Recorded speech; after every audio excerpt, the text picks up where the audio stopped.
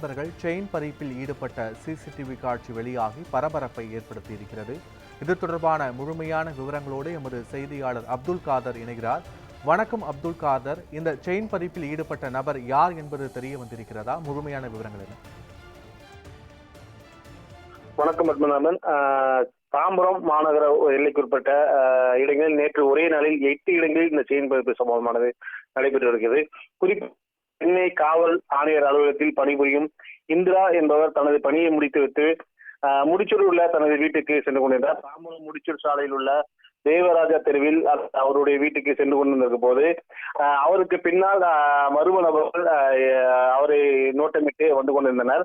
இந்த நிலையில் அவர் வீட்டின் கதவை திறப்பதற்காக கொஞ்சம் சிறிது காலம் தாமதமான நிலையில் அவரை பின்தொடர்ந்து வந்த அந்த மர்ம நபர்கள் திடீரென கண்ணியமிக்கும் நேரத்தில் அவருடைய 5 பவுன் தங்க செயினை பறித்துவிட்டு பின்னால் வந்த மோட்டார் சைக்கிள் வந்த நண்பர்கள் ஏறி தப்பி சென்றனர். இந்த சிசிடிவி காட்சி தான் தற்போது வெளியாகி பரபரப்பை ஏற்படுத்தியுள்ளது. இவர் தற்போது பீர்க்கங்கனை காவல் நிலையத்தில் புகார் அளித்துள்ளார். இதே போல நேற்று தாம்பரம் ரயில்வே மைதானத்தில் பொருட்காட்சியை பார்வையிட வந்த சேலியூரை சேர்ந்த பெண்மணி ஒருவரிடமும் செயின் பறிப்பு சம்பவமானது நடைபெற்றுள்ளது.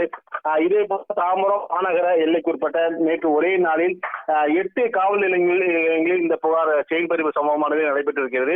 குறிப்பாக நேற்று தினம் தாம்பரம் மாநகர காவல் ஆணையருக்கு அலுவலகத்தில் உட்பட்ட காவலர்களிடையே பொங்கல் விழாவானது குடும்பத்துடன் கலந்து கொண்ட பொங்கல் விழாவானது செம்மஞ்சேரியில் ஒரு தனியார் கல்லூரியில் நடைபெற்றது. இந்த கல்லூரியில் நேற்று மாலை முதல் நடைபெற்ற இந்த நிகழ்ச்சியாக தாம்பரம் மாநகர அனைத்து காவலர்களும் கலந்து கொண்டனர். இந்த சம்பவத்தை வாய்ப்பாக பயன்படுத்திய கொள்ளையர்கள் திட்டமிட்டு இந்த சம்பவத்தில் ஈடுபட்டதும் தற்போது தெரிய வருகிறது. 8 காவல் நிலையங்களும் இது சம்பந்தமான வழக்கு பதிவு செய்யப்பட்ட நிலையில் நேற்று இரவு இது சம்பந்தமாக அறிவுறுத்தப்பட்டு தீவிர வாகன சோதனை நடத்தப்பட்டது. அப்போதுதான் வாகன சோதனையில் தப்பியதற்காக நேற்றைய தினம் அந்த கொள்ளையர்கள் வாகனத்தை தாம்பரம் சாலையில் உள்ள அந்த வண்டியை விட்டுவிட்டு தப்பி ஓடிய காட்சிகளும் தற்போது பதிவாகியுள்ளது. அந்த வாகனத்தை மீட்டு தொடர்ந்து கொள்ளையர்கள் யார் என்பது குறித்தும் தாம்பரம் போலீசார் தீவிர விசாரணை நடத்தி வருகின்றனர்.